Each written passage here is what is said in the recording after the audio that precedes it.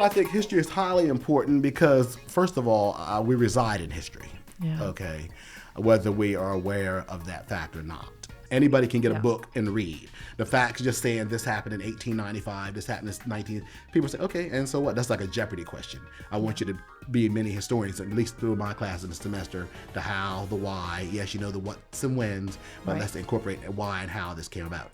Causation, the significance of the event, and the end result, to me, is how you should teach history. Hi, I'm Kimberly McCorkle, Provost and Senior Vice President for Academic Affairs at East Tennessee State University.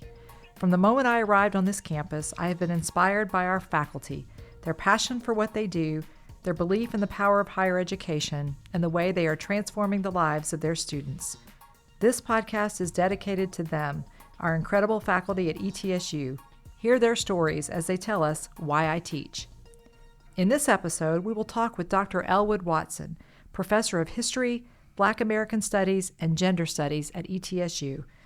Dr. Watson earned a bachelor's and master's degree at the University of Delaware and a PhD in American History at the University of Maine. He began teaching at ETSU in 1997, and during that time, he has received multiple distinguished faculty awards in the College of Arts and Sciences. Dr. Watson is a prolific writer, the author and editor of dozens of journal articles, book chapters, and book reviews. He also authored several books, including a book of essays about race in contemporary America. He's a regular columnist and contributor to numerous national publications where he applies his expertise in history to current events and issues. Dr. Watson's extensive research and expertise, spanning from history to popular culture, offer valuable insights that address numerous pressing issues encountered by Americans. I look forward to hearing how he engages his students in these important conversations and helps them to discover ways to connect what they learn in their classrooms to their communities. Enjoy the show. Dr. Watson, welcome to the show. I start my podcast with the same question for every guest. Take me back to your first day of teaching at ETSU as a faculty member, and looking back on that day, what is one piece of advice that you would have given yourself? Yeah, it was in August of 1997. That was my first day of teaching here. And when I walked into that classroom for the first time, seeing students, it was interesting. The students were skeptical if I was the professor at first because they said, ETSU has a lot of non-traditional students as well. Mm-hmm. And one lady was like, "You're younger than my son, I think." And they're like, "Are you serious? You're the professor?" And I was like, "Yes, I'm the professor." And at that time, I was 30 years old. Yeah. And these kids were like, it was a gen ed survey class. We were talking about 18, 19, a decade older than they were, but not, much, much older than they were. But so it was I think there was a little bit of skepticism the first couple of weeks, but when they saw, that I knew my material and I was able to engage, and I think they were able to, they really appreciated it, and then got fantastic evaluations and became one of the more popular professors in the department, which I was glad. Sure. So I learned a lot about, I don't know if I would change too much, but I think perseverance. I learned, be your authentic self. Yes. And I think students will appreciate that more as opposed to engaging in trying to be a persona that's not necessarily you. Yeah, it's great advice. Will you tell us a bit about your journey in academia, including how you became interested in the intersection of history, Black American studies, and gender studies? Yes, at the University of Delaware, I started off as an English major at that time. Mm-hmm. Delaware, this was the mid-1980s. I started college in the mid-1980s. Delaware at that time, it's the English department there, like many places, is transformed considerably. Mm-hmm. At that time was primarily European history, Shakespeare, Hawthorne. Hawthorne's American, but it was pretty much to use that term, and I don't mean this derisively, but as some radical students would say, the dead white male canon. Right. And by the 90s, the English departments were facing a reckoning. But at that time, for me, I decided to go to history. I took a history class with a man by the name of Dr. Jack Ellis, who has since retired. He went from Delaware. He eventually became the dean at the University of Alabama at Huntsville. Mm-hmm. But I took a class with him, World Civilization, since 1600, and it was one of the most fascinating classes I had ever had. And didn't do too well on the first exam, but I did much better on the second and final exam. And he was very, very impressed. He said, "You got this grade, but you got it the hard way, but you got it." Right. And he said, and then he asked me, would I be interested in becoming a college professor one day? This is like 2 months later. Wow. And I had never given it much thought. I thought journalism, which I do on the side right now, is what I'm a syndicated columnist, so I thought I might want to go and get my BA and just go straight to work. And but I said, yeah. He goes, well, come by my office in a couple of weeks and we'll talk about it. It just so happened that he became the brand new chair of the department at that time, which didn't hurt. So right. I learned a lot about academia, and he became my advisor, and I met with another professor who just retired last year, Dr. Wanyarabi Maloba. He came from Stanford. He arrived there in 1988, and he was probably a little older faculty than average at that point. Not much, but he was probably in his late 30s, early 40s when he first started. And he, between the two of them and a few other faculty, Dr. Ann Boylan, all these individuals have retired by now, she got me interested in gender studies.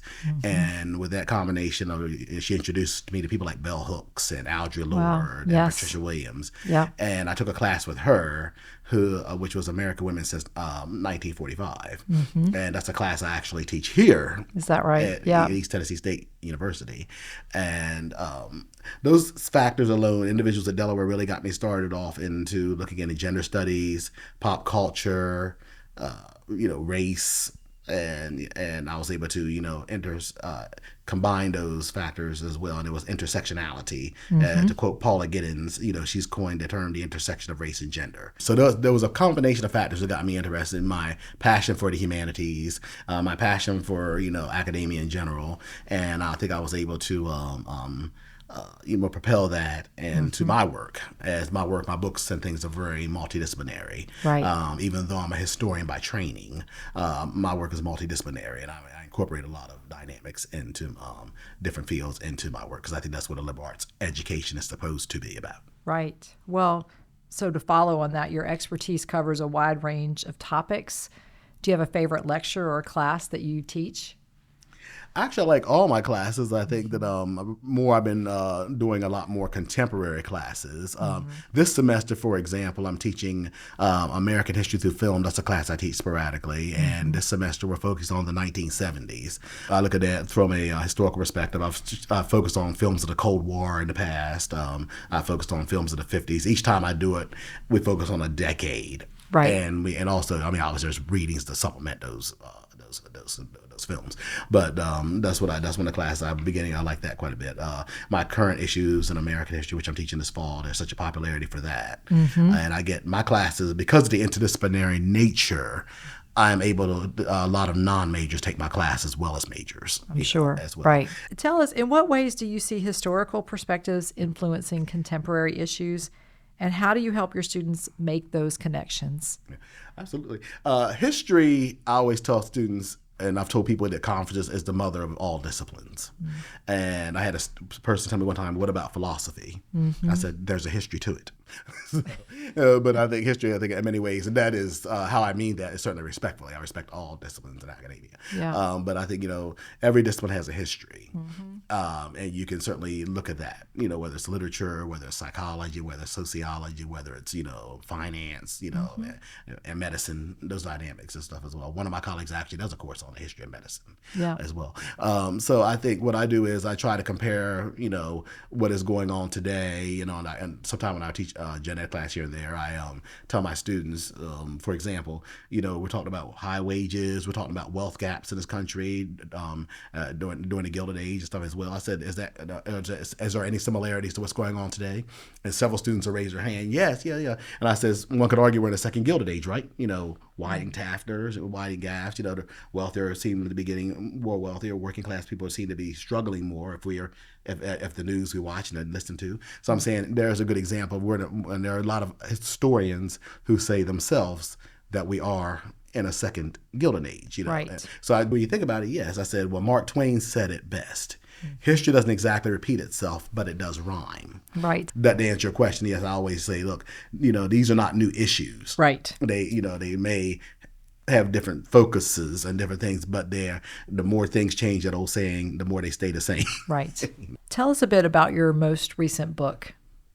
Well, my most recent book that was published was called Talking to You, Bro. Yeah. And that was published in 2021. And it looks at masculinity, advice, looks at the history of masculinity and looks at dynamics on how men can learn from past history and accordingly, take advice here and there and stuff as well. My current book that I'm working on is about men who are members of Generation X. That was those of us who are born between 1965 and 1980. Mm-hmm. And I'm working on that, and I should be getting it well into it this summer. And hopefully at some point next year, it should be out on the market.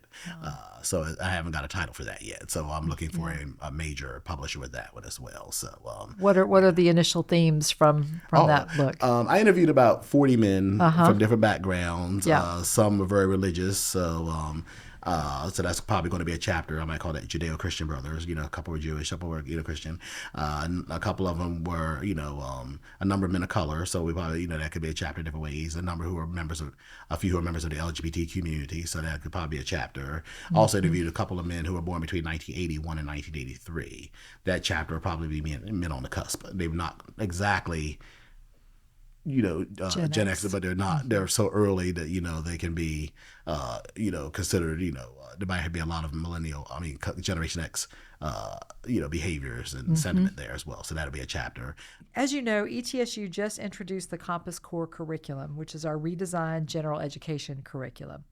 As a faculty member of the humanities area, why is it important for students to take courses like history that might be outside of their major area of study? Well, I think history is highly important because, first of all, we reside in history, okay, whether we are aware of that fact or not. History has a major impact on our lives. Obviously, for someone like myself who is a Black American, the 1964 Civil Rights Act of that year, signed in legislation by President Lyndon Johnson, is one of the reasons I'm probably at ETSU today.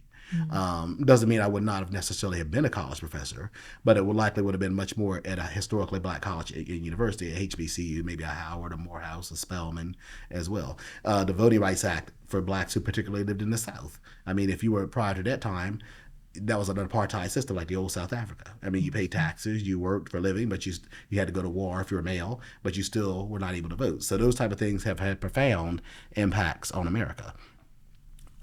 The voting rights, for Title VII of that was for outlawing gender discrimination. People don't realize that. Women, I tell a lot of students, I taught the honors program for a number of years. I told a lot of those young ladies, they had ACT scores, most of them, but SAT scores. I said, your scores you could have went to anywhere in the country that you want to go based on your, academic records, phenomenal academic records, and very impressive young women. And the men were too, but I'm just saying, but the point I'm making is that, but prior to, I said, to 1969, you could not have went to any Ivy League school. I said you could not have went to Harvard, you could not have went to Yale, you could not have went to Princeton, you could not have went to Brown. I said you could have went to Mount Holyoke, you could have went to Pembroke, you could have went to Vassar, you could have went to Wellesley, you could have went to Smith, you could have went to any of the Seven Sisters. I said, but because you're a female up until 1969, you were not allowed to go to the mainstream campuses. My oldest sister, Marcia, when she was at Princeton University in the fall of 1973, she was like the fifth class of undergraduate women to enter that institution at that time. Mm-hmm. So that was not lost on the generation of women, as well. And I think that a lot of times I try to hammer these type of things home because a lot of times I think a lot of women think the feminist movement, younger women, not all, feel that the feminist movement is too extreme. I said, well, maybe you better be glad some of these were so extreme, okay? Mm-hmm. Extreme, how based on what I said, because the opportunities that many of you have today, right, you would not have. I said prior to the 1970s, if you go back and watch the nightly news, Barbara Walters was one of the first women who was able to break into it on the Today Show in 1967. Mm-hmm. But by and large, you go back and look at Chet Huntley, David Brinkley, Walter Cronkite. And this is not to say they weren't good at what they did, but there were no people of color, and there were no women given the news and nightly news. Right. And I'm saying those are things, in the day, Katie Couric, Deborah Norville, you look at news now, you'll see much more diversity. And I think we're better for that. Not even just black, white, or women and men. You're seeing people from all nationalities giving the news. But that was not the case. And that was because of the Civil Rights Act and, the Voting Rights Act that gave these opportunities possible. And I try to teach history in those perspectives because I think people don't realize it can have a direct impact upon your life. So that's one reason I try to hammer that home. And I think students tell me at the end of the semester, or some even went to my department chair, say, I really appreciate Dr. Watson saying what he did. At first, I didn't like it. It made me uncomfortable. Some of them say this. But I realized when I think about it and thought about it, it was important that I get this information. Yeah. And I actually get on some of my, this should be a required class. Yes. But I try to teach it to make that connectivity factor. I think it's important that we try to make history as personable. Because, yes, you need to know the facts. Right. That's a given. But you need to know more than the facts. Anybody can get a book and read. The facts just saying this happened in 1895, this happened in 19... People say, okay, and so what? That's like a Jeopardy question. I want you to be many historians, at least through my class in the semester, the how, the why. Yes, you know the what's and whens, but let's incorporate why and how this came about. Causation, the significance of the event, and the end result. That, to me, is how you should teach history. Yeah, and the power of the humanities to do that for students from all majors. Yes. Yeah. Yes. Yeah. Yes. Yeah. As I mentioned in your introduction, you are a prolific writer. How does your writing make you a better educator, and how does your teaching make you a better writer? Oh, they both can complement one another quite well. My philosophy is that good research enhances good teaching. I think you can become very stagnant if you decide once you get tenure, or a full professor for that matter, and do not necessarily engage in a level of research, or just decide to maybe rest on your laurels, or that comes along with that. I think that can make you stagnant, and I never want to be that type of professor. I'm always curious. It's in my DNA. I can't help it. I just want to know about this, and I'm always up to date about what's going on. That's why I like to go to conferences, and I like to, interact with others. I try to see what new scholarship is out there, when I say who's doing what, and connect with those individuals if they're willing to connect, and many are. And because I think it just keeps you vibrant, which is one of the reasons I like working with graduate students so much. Grad students come up with interesting ideas. They keep you, you can help them with ideas. And I've, have been able to do some fantastic theses, because these students are so interested as well. Yeah. And I try to do my graduate seminars a lot of times around what a lot of my students are working on. If they're working on gender issues, a lot of my seminars might be gender. If they're working on race issues, I try to put in race. If they're working on, pop culture issues. But I believe in helping students, working them and trying to cultivate their, their best skills, and, and hopefully, they decide to pay it forward. Yeah, you've prepared them well. And a good reminder to thank your mentors, how important that is. Absolutely. Yeah. Yes. Absolutely. Finally, what impact do you hope you've made on your students? I, try to live by example. I don't say anything. I'd let them know I'm very, I have strong opinions. I certainly expect them to be strong opinions. My classes are discussion oriented. I said, we're going to talk in this class, whether it's about issues of race, gender, pop culture. We're going to be honest about it. I said, we don't sugarcoat it. I said, we'll be respectful to one another by all means. But I believe you don't get anywhere by dancing around the bush, and particularly in our current climate. I think we can be respectful, but we've got to be candid. I think, and I said, because the current climate is anything but timid, okay? And we have to really be mindful. We have to really be look at things from a reality perspective. I always believe in being a realist. I think that let people know where you stand. As students, I want to know where you stand. Why do you feel this way? And let's go from there. I think once we know what's out on the table, we may not convince each other, but at least we know where one another stand.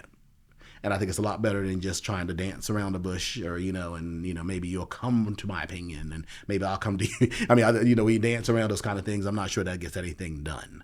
So I think, that's honesty, transparency, and let's go from there. And I think that's highly important, especially when you're doing history. To me, history is about getting to the truth, no matter where it may lead.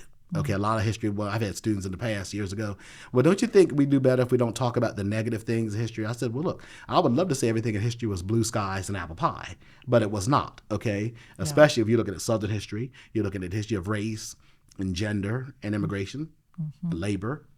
It was right ugly in some cases, okay? And I don't think we do ourselves a disservice to try to not skirt around those issues. I think we have to say this is what happened. There were good things that came out of it, yes, of course, but we have to realize it didn't happen overnight. Women didn't get to vote overnight. People act like women got out in the street and there were 2 marches and all of a sudden in 1920. No, that was almost a 100-year battle. They went forward. They went backward. Some states said no. Tennessee was the state here that made it possible for the 19th Amendment to be ratified. And I mean, so had it not happened, it would have had to start all over again. It may not have been until the 1960s. With Title VII. My point is, those are the kind of things you have to realize. Martin Luther King Jr. and them, look at the dedication they had to go through. There are civil rights movements from Frederick Douglass to David Walker, all throughout history. We had television. Martin Luther King Jr., the power of television was very, very instrumental. The point was, Martin Luther King Jr., and he was at 24 when he led the movement. Look how long it took, a decade before the Civil Rights Bill was actually enacted. And these things don't happen overnight. Okay, I'm saying, and that's why I try to kids. You have to realize the sacrifices that these individuals have made for people of my generation, your generation, as things as well. And I think we have to let students know that. 'Cause I think a lot of people don't understand why. Maybe the opportunities they have today, don't take them for granted because they can easily be taken away from you. I know that sounds dramatic and it sounds drastic, but it is true. And I don't think any of us should never get too rested on our laurels. So that's what I tell students about history. And that's what I tell you've got to be mindful of it. You've got to always teach it and pass it on. Thank you, Dr. Watson. I've enjoyed getting to know more about your research and your writing. I also appreciate the ways that you help to guide your students to important conversations and to an understanding of how they can use lessons from history that they learn in your class to make an impact on their communities. Thanks for listening to Why I Teach. For more information about Dr. Watson, the College of Arts and Sciences, or this podcast series, visit the ETSU Provost website at etsu.edu/provost. You can follow me on social media at ETSU Provost. And if you enjoyed this episode, please take a moment to like and subscribe to Why I Teach wherever you listen to podcasts.